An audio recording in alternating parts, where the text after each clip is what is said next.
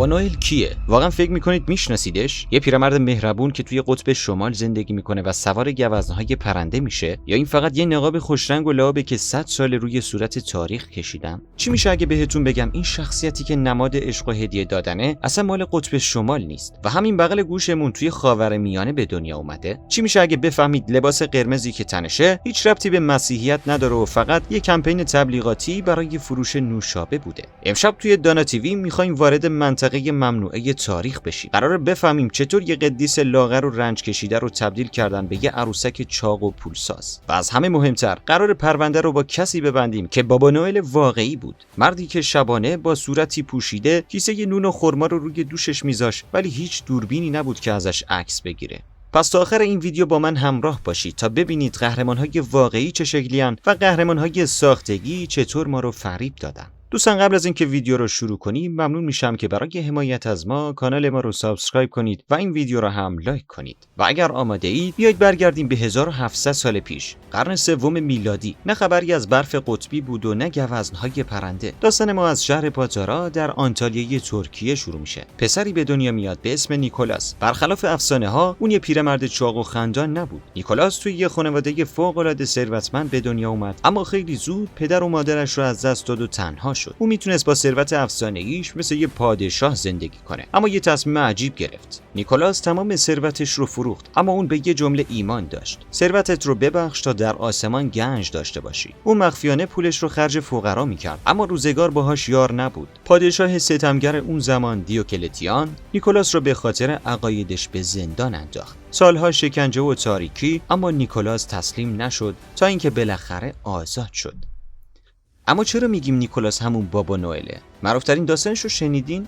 مرد فقیری بود که 3 تا دختر داشت ولی پولی برای جهیزیه‌شون نداشت. اون زمان این یعنی فاجعه خیلی بزرگی بود، یعنی دختراش باید به بردگی فروخته می‌شدن. نیکولاس این رو فهمید. اون نمی‌خواست شناخته بشه. پس نیمه شب مخفیانه رفت پشت پنجره خونه اون مرد و 3 کیسه طلا رو انداخت داخل. بعضیا میگن کیسه ها افتاد توی جوراب‌هایی که کنار شومینه خشک می‌شدن و بوم، این شد ریشه رسم کادو گذاشتن توی جوراب.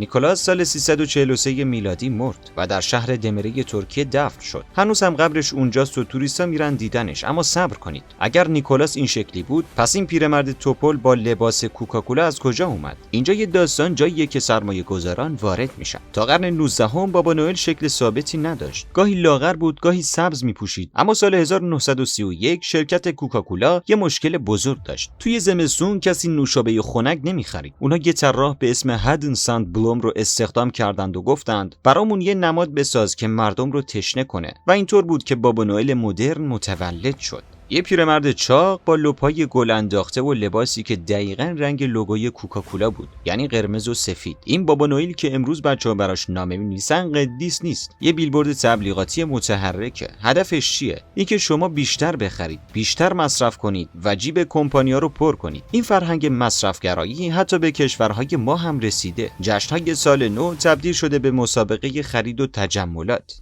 حالا میخوام یه سوال ازتون بپرسم. اگر بابا نوئل کوکاکولا فقط یک افسانه برای فروش نوشابه است، آیا توی تاریخ کسی بوده که واقعا شبیه افسانه ها باشه؟ کسی که شبها وقتی همه خوابن کیسه نون و غذا رو روی دوشش بذاره و ناشناس در خونه فقرا رو بزنه؟ بله، و اون شخص توی قطب شمال نبود. اون توی گرمای مدینه زندگی میکرد.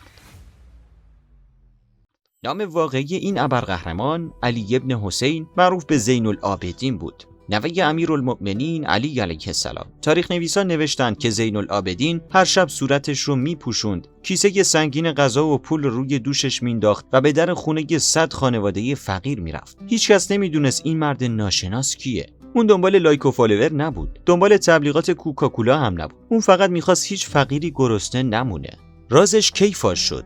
وقتی از دنیا رفت. اون شب دیگه غذایی دم در خونه فقرا نیومد و وقتی پیکرش رو قسط میدادن دیدن روی شونه ها شد کبودی و زخم های کهنه است. رد سالها حمل کردن کیسه های سنگین برای کسایی که حتی اسمش رو هم نمیدونستند. دوستان، دنیای امروز با تبلیغات پرزرق و برق قهرمان‌های پلاستیکی مثل بابا نوئل رو توی چشم ما میکنه تا جنساش رو بفروشه. اما قهرمان‌های واقعی، اونایی که بی صدا بار مردم رو به دوش میکشن، زیر گرد و غبار تاریخ گم میشن. شاید وقتشه توی جشن‌هامون به جای منتظر موندن برای پیرمرد خیالی کوکاکولا، خودمون تبدیل بشیم به اون دسته پنهانی که گر از کار کسی باز میکنه. اگر این ویدیو براتون جالب بود، حتما برای دوستانتون بفرستید تا اونها هم حقیقت رو بدونن. لایک و سابسکرایب یادتون نره تا ویدیوی بعدی مراقب خوبیاتون باشید.